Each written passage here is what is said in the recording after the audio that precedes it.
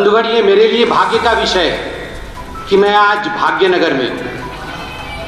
ये मेरे लिए बहुत बड़ा भाग्य का विषय है। ये कोई साधारण स्थान नहीं है। ये हिंदुस्तान के इतिहास का एक बहुत महत्वपूर्ण स्थान है भाग्यनगर। और बंधुगण, मेरे लिए तो भाग्य का विषय है, मगर भाग्यनगर के लिए ये दुर्भाग्य का विषय है कि जिस प्रकार से भाग्यनगर का भाग्य मात्र एक परिवार और उस परिवार का दोस्त, यह भाग्य उनके हाथ में छोड़ दिया गया है और डेवलपमेंट और विकास को पिछले दरवाजे से एग्जिट करा दिया गया है।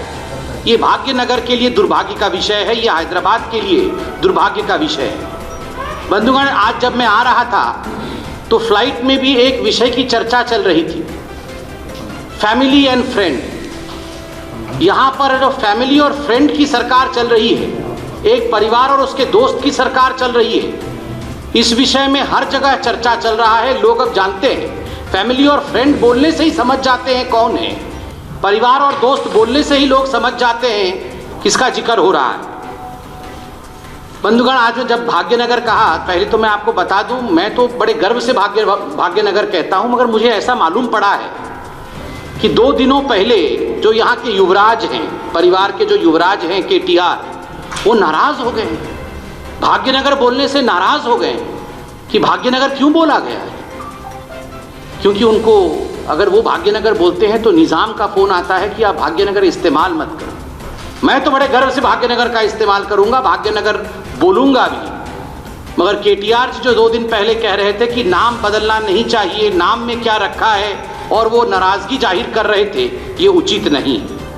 बंधुगण, आज आप जानते हैं Bharatiya Janata party BJP development और विकास के मुद्दे पर चुनाव लड़ रही है और greater Hyderabad municipal corporation GHMC का चुनाव लड़ रही है। किंतु दुर्भाग्य का विषय है कि जहां तक परिवार और उसके दोस्त का सवाल है, वो GHMC का चुनाव नहीं लड़ रहे हैं, वो FFMC प्राइवेट लिमिटेड का चुनाव लड़ रहे हैं। FFMC प्राइवेट लिमिटेड मतलब फैमिली फ्रेंड प्राइवेट लिमिटेड। हम GHMC का चुनाव लड़ रहे हैं और वो FFMC family friend private limited का चुनाव लड़ रहे हैं। ये एक परिवार और एक दोस्त का कॉरपोरेशन है, ये इनकी प्रॉपर्टी है, पर्सनल प्रॉपर्टी है। इस प्रकार से इस चुनाव को ये परिवार और उनका दोस्त देख रहा है।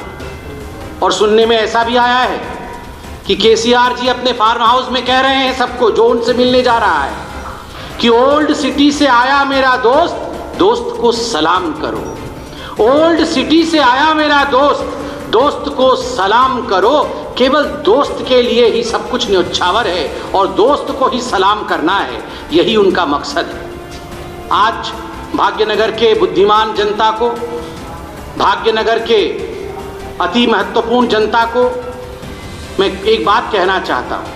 बहुत सोच समझ के दिसंबर 1 तारीख को आपको वोट डालना है। एक एक वोट कीमती है। और याद रखिए, अगर एक भी वोट कांग्रेस को जाता है तो वो वोट कांग्रेस का नहीं है, वो वोट दरअसल TRS का है। अगर कांग्रेस का बटन दबता है तो वोट जाता है TRS को। दूसरा, अगर TRS का बटन दबता है तो वो वोट TRS को नहीं, वो वोट MIM को जाता है। कांग्रेस का वोट TRS को, TRS का वोट MIM को। इसलिए ये जो हैदराबाद की जनता है उसको चुनना है कि मेयर किसका होगा, मेयर बीजेपी का होगा या मेयर MIM का होगा। किस प्रकार का मेयर चाहिए, विकास युक्त बीजेपी का मेयर या कम्युनल पॉलिटिक्स, डिविजिव पॉलिटिक्स युक्त, एक्सक्लूसिव पॉलिटिक्स करने वाले, एक्सक्लूजन का पॉलिटिक्स करने वाले MIM का मेयर। इस प्रकार का, किस प्रकार का मेयर चाहिए, यह हैदराबाद की, भाग्यनगर की जनता को डिसाइड करना है। कुछ लोग ये अफवाह फैला रहे हैं कि अलायंस नहीं है। ये केसीआर जी कह रहे हैं कि कोई अलायंस नहीं है। अरे केसीआर जी, जब 2019 में चुनाव हुए थे तो कारू सारू पधारू, ये किसने कहा था? ये 16 सीट पे चुनाव लड़ेंगे, 17 सीट नहीं है। ये कारू सारू पधारू किसने कहा था? कारू पंचर सारू फार्म हाउस लो पधारू नालगु 9 मीन्स नालगु नो तुमिदी तुमिदी वो नालगु भी हो जाएंगे अभी बहुत जल्दी तुमिदी नालगु भी दूर नहीं है, वो भी नालगु भी होंगे। और उसके बाद शून्य हाँ सुनना। तो कारू पंचर सारू फार्म हाउस लो पदहारू तुमिदी। तो ये झूठ फैलाने की कोशिश न की जाए कि कोई अलायंस नहीं है।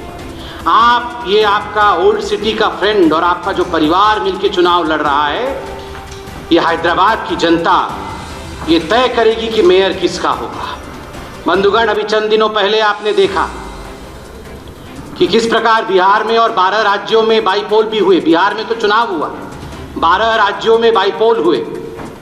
दुबाका, तेलंगाना के दुबाका में भी बाईपोल हुआ और किस प्रकार मोदी जी का जो विकास की नीति है उसकी जीत जो है वो केवल दुबाका में ही नहीं 12 राज्यों में और बिहार में भी हुआ।